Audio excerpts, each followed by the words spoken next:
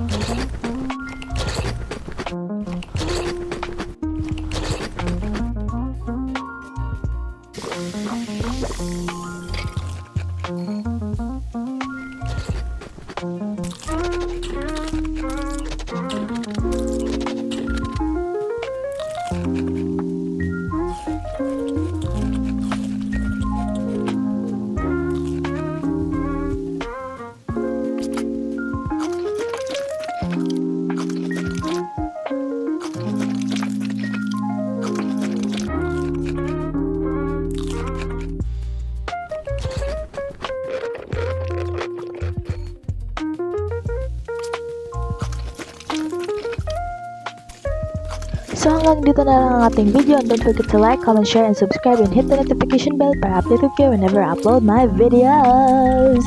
So hanggang dito na lang guys, and sana nag-enjoy kayo, and hanggang dito na lang yung ating video kasi tatapusin ko na kasi gabi na. Ayan, so that's all guys, bye, see you, bye bye.